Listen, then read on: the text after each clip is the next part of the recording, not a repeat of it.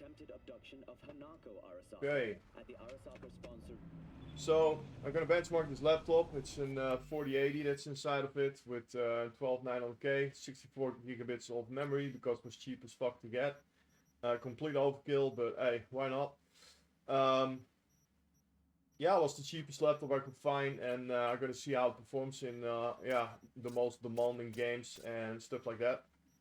So the resolution is a 1080p, it's a 1200p screen, but because I played on a 4K screen, 1200p is not really upscalable, so you want to have 1080p and DLSS always in games because it cleans everything really up nice and makes things look way better than if you would like 4K and put it on performance. So do it this way, it's the best. I'm gonna see how the laptop performs at 1080p. Yeah, and yeah, see how it holds up. So all the settings are maxed out. We have pet tracing on, everything maxed out. Psycho for screen space reflections. I don't think there's anything more that we can enable here. No. Yeah, besides no DLSS and no frame generation on, and I disabled film grain, CA, depth of field, and motion blur. This is shit that you always wanted to say. Well, I played the whole game with this, and yeah, it's great. Well, with this on, obviously, but yeah. Let's see how it performs. So we're gonna move into the market. The market area is the most demanding by far. It's not even close. Yeah. So let's see how it goes.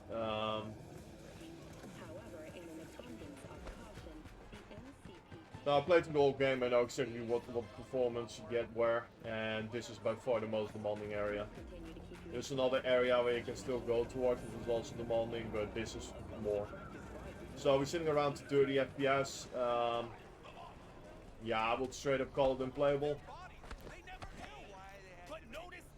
Yeah, unplayable. So not really playable this way. Luckily we have a lot of upscalers or a lot of like stuff from a video, so let's try it out. Quality for DLSS, I really don't go lower than this.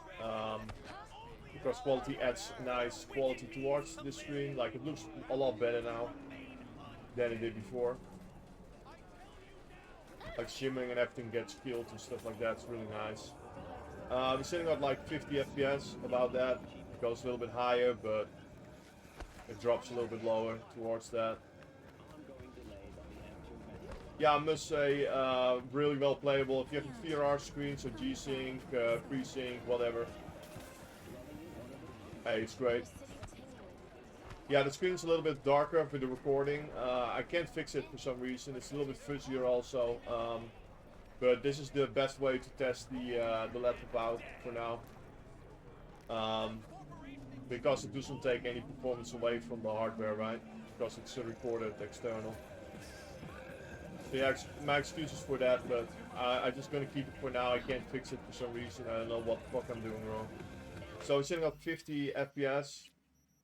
But there's so little information about this laptop's performance that I feel like, you know what, I'm gonna make, there we go, quality and DLSS frame. It defaults to balance for some reason, I don't know. So now I have frame generation on. And let's see the performance then.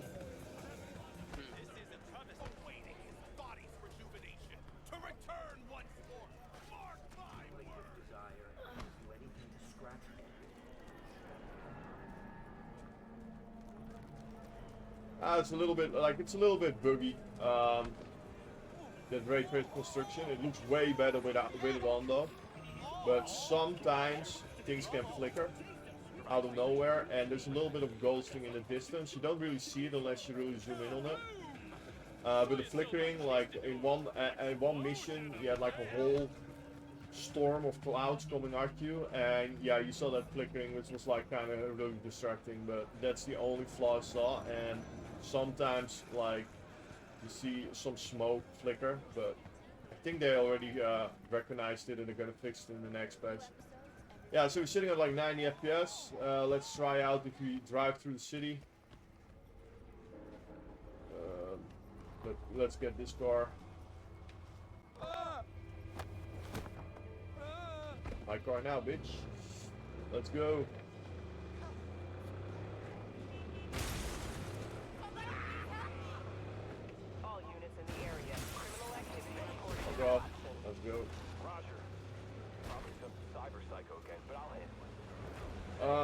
the new police system, yeah, I really never had any conflict with police at all. You get like 1 star, you just drive a little bit, and that's it. So, yeah. This is the hardest demanding area that you can have for driving around. Still high 90s. A little bit of CPU bound now. You can see it on the taxation for the 4080. People with the 3000 series GPUs got really shocked and really fucking hard. Frame gen is like DLSS, like straight up like the next level of it.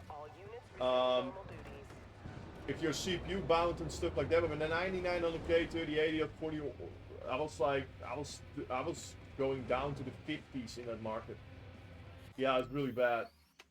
With my 9900K and my 3080 at 1440p, but it's like ultra wide like, so it's just 3440. Let's run the benchmark with everything on and see how that performs.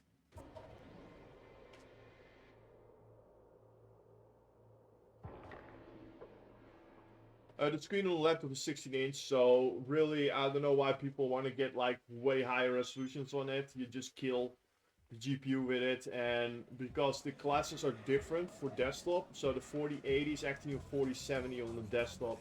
You only have 12 gigabits of VRAM. Like the 4080 is the only NVIDIA card that has higher than 8 gigabits of VRAM on laptops. Like the 460 is 8, the 470 is 8, this is 12, and your 16 gigabit is the 4090. So yeah, if you really want yeah, like I don't know, some games go over the 8 gigabyte. Doom Eternal is a pretty old game, for example. If you put everything on max with ray tracing, you go over. Ratchet & Clank, same thing. But over the 8 gigabyte, yeah. So I think 12 gigabit for 1080p is like the sweet spot. And if you want to get higher, like resolutions on the screens, you have like screens that have like that are like 1600p. That's like 4 million pixels. This is 2.3 on native, and if you go 1080p, it's like 2 million. Yo, bro, where do you got the VRAM for that and the performance, right? It's really bad. So I will not go for that at all. But anyway, so performance like really well, and yeah, gonna test some more games out, and I'll see you guys in the next one.